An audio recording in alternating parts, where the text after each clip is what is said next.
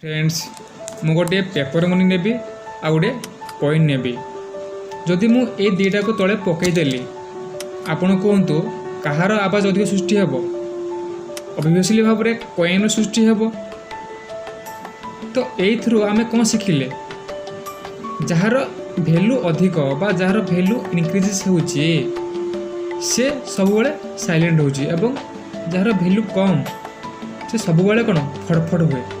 आवाज सृष्टि हुए। ठीक सेमती आम यही कथा को बा यही पेपर मनी और कॉइन को आम आमर लाइफ सह कनेक्ट कर कौन ना जिते देख आपण मैंने किसी गोटे बड़ काम करने चाहते किसी गोटे महान काम कर किसी गोटे आप बड़ गोल अच्छी तो से टाइम देखिए किसी लोक अच्छा किसी साइड हडल अच्छा जो मैंने कि आपण को काम बाधा सृष्टि करेंगे बहुत फालतू कथा कहे नेगेटिव कथा कहे बहुत क्रिटिसिज्म करेंगे एमती बहुत किसी कहती तो ये आप बुझीजे तो से मैंने होती कौन कॉइन सब बड़े आवाज सृष्टि करेंगे किंतु किसी करें ना भैल्यू केवे भी इनक्रीज हो पार ना एवं ये कहार भैल्यू इनक्रीज होची आपणकर केमिति ना मु स्टार्टिंग कही जार भैल्यू इनक्रीज हुए से साइलेंट रुहे। सो ये कथार आपण साइलेंट रहे एवं आपण काम निजक नियोजित करेंगे एवं सब आपण काम लगी रे एवं प्रत्येक दिन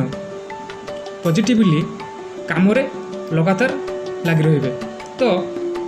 आउ गोटे एग्जांपल देवी जदि मैदान रे क्रिकेट खेल चली देखिए ऑडियंस माने क्या प्रेज करेंगे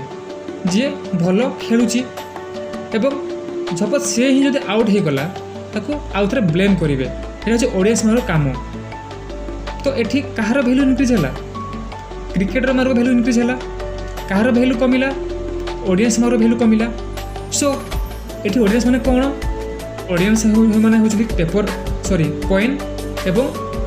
क्रिकेटर माने होती कौन पेपर मनी से बी साइलेंटली से साइलेंटली कार्य लगी खेलुं किंतु पार्टी किए करुँच ऑडियंस मैंने पार्टी कर। सो मु कहवाई चाहिए जे when your value increases be silent and calm, be humble, be honest and मु कहबी सबु बेले साइलेंट रुहतु एवं निजर लक्ष्य साधन पाई कार्य लगी रुहतु। किए कौन कहला किए आमको कौन कमेंट कला कि आमको क्रिटिसिज्म कला कथा शुणुतु ना एवं नेगेटिव पीपल मांग सब कौन दूरे रुहतु एवं किए कौन कहला केबे शुणुतु ना। Thank you.